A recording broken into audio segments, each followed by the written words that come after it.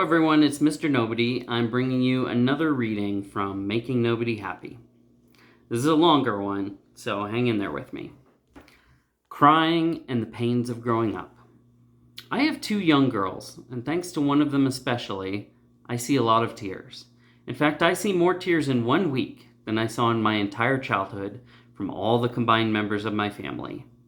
I see her cry more about getting up in the morning than I saw my whole family cry when my grandmother got cancer. Maybe that says more about us than her. Some tears were shed, and I have an aunt and uncle who are a bit more passionate, and I recall my grandfather crying briefly while praying over the family dinner, but overall we're not a people to weep much. Seeing crying so much now, and having it as a fairly new experience in my life, has made me think more than I previously had about something that to most people seems fairly familiar and explicable. Crying. Why do children cry? The basic answer is obvious. Communication.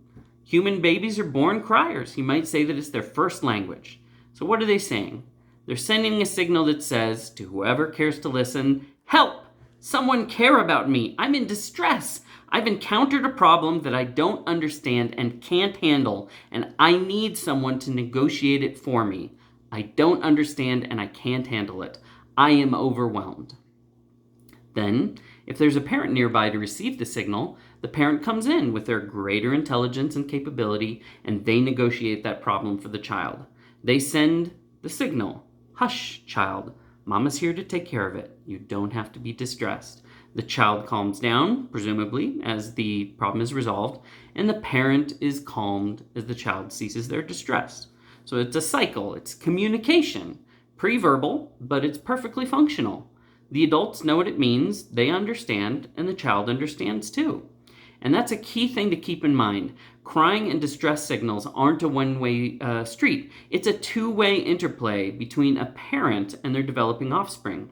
It's not all demand, it's also response, and eventually negotiation. At some point, children are supposed to grow up and become adults. That seems to be the general trend and aim of biology, and as yet, parents haven't developed perpetual vigor to allow them to care for perpetual children. Instead, there's a dialogue that gradually draws children into awareness of the need for and the development of their own capabilities. Sometimes, as a parent, you don't respond to crying, at least not by immediately intervening. You're sending a signal back to the child, and that signal can say, this isn't the kind of thing you should immediately expect someone to help you with.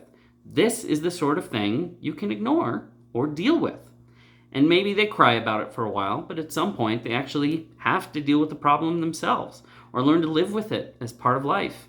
Parents model a response with their faces, with the tone of their voice, their body language, how quickly and with what attitude they respond, even before their words can begin to do the work of helping to explain the reasoning behind the response. The parent may be showing the child something about the kind of problem with their reaction, that it's something the child has to face, or showing them something about the child themselves, that you've reached the point in life where you can or should be able to deal with this in the normal course of your life. You are capable and therefore responsible. Your solution exists inside, not outside. But if you make no room for such dialogue and development, then the opportunities for them will be curtailed. Sometimes in life, you'll see a very large child or even an adult displaying these same signals and strategies. Some of that comes down to temperament, and some comes down to training or opportunities for development. It's very likely that they weren't given the sort of feedback that helps a child learn to distinguish which situations they're capable of handling and how they should react to them. They kept getting external responses and interventions for their problems, so they never matured and internalized their parents' competence or developed their own capabilities. They never learned to exercise those mental muscles. They're still trying to use the shortcut of a distress signal, of alerting the authorities. Fix this for me or I'll throw a fit. And if you've never been a parent, if you have been a parent, I assume you understand, but you probably do even if you haven't, how much a child can punish you with their response, with their distress. Crying is extremely upsetting to us humans.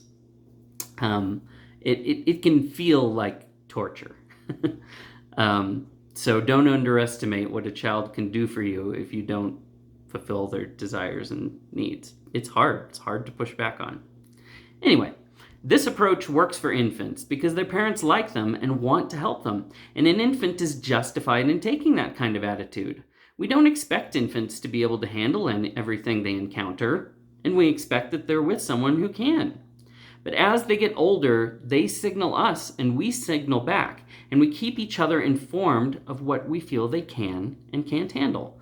The child shows hesitancy. The parent responds by either affirming the child's instinctive response or educating it. One of the hardest things a parent has to teach a child is, you won't always need me. That's a scary lesson for both child and parent, and one that wise parents try to explain if they can. This might seem like a difficult or scary thing, but you're going to be able to handle this. You're at the level of this task now. Maybe I can help you, but in the future, it's mostly you that can and will need to solve this. This lesson puts a limit on the usefulness of a parent by emphasizing the usefulness of the child's own inner resources. When you see an older child or adult display the same instinctive distress responses that are endemic to infancy, that's a problem. Partly because it's obvious that it's not developmentally appropriate. Also because an older child, and how much more so an adult, has lost the weapons that infants and toddlers naturally possess to get you on their side and provoke your sympathetic infant response. Youth and helplessness are so clearly displayed in physical markers that we can all recognize, from the pitch of voice to chubby, big-eyed faces. These features change how we judge the person producing the signals. We give them more credit. We're more prejudiced toward them. We don't have the same expectations we would have for an adult to be equally capable. We're more willing to let them exploit us and be incompetent. But an older child or adult who tries to pull off the same stunt often appears kind of monstrous, and it generates a different kind of tension in other people, especially parents, because you're looking at an older child and everything about them is sending you a signal that here's a little human, not an infant, but they're sending you infant signals. If that happens a lot, that can make you resent them or resent yourself, and it's not easy to say what you'll do with that feeling. Maybe your child likes being an infant. Maybe you even like it. But on some level, you know that your signals are all messed up. And here's why. Infants are small. They're very demanding, but they're small. Their needs aren't enormous, and their lives are very limited. So there are definitive limits to what they can demand from you. And they're very young. They're in a limited and transitory phase of life. They're growing and changing constantly, gaining new capabilities on a rapid basis. They're uniquely, temporarily helpless and uniquely, rapidly growing out of it. When you see an older child or adult who still presents as an infant, you're seeing a massive problem. A far larger entity with much larger needs and demands and complexity, who isn't going to grow or change nearly as much as they did when they were an infant, whose life has much wider limits, and who can get into some serious trouble. Yet their capability and need for you to provide for them hasn't changed to reflect any of that. They haven't increased their own ability to solve their problems or carry their own weight. When a baby is little, carrying them around all day strapped to you, it's tough. But it's doable because they don't weigh a lot or move around a lot. They sleep a lot. They eat occasionally. Their life is small and their needs are small. So it's fine if they don't contribute at all. Now imagine trying to do that with an 8-year-old. You need them to be able to stand on their own 2 feet at that age, literally. The cost to carry them has grown exponentially. And so either they have to start carrying some of that weight themselves, or they're going to crush you under it. As a parent, when you look at a child like that, you're seeing a kind of failure. It doesn't necessarily mean that it's their failure. It might be yours. But whoever failed, there has been a problem. You failed to produce a viable human that can support and care for itself to the level appropriate for that age. You've created a baby that never developed into what all babies are supposed to become, an adult. So it's a failure. There's no way they could survive without you. The only reason they're surviving now is because of you, Or at least that's what their crying and distress behavior is telling you. I'm an infant, care for me because I can't handle life, and you're old and they're young. They're meant to outlast you. You're not going to get stronger with time. You're going to get weaker. And that weight of theirs is going to increase year by year, while every year your strength diminishes. That's really bad news to get about an 8-year-old, or worse, an 18-year-old. They haven't developed.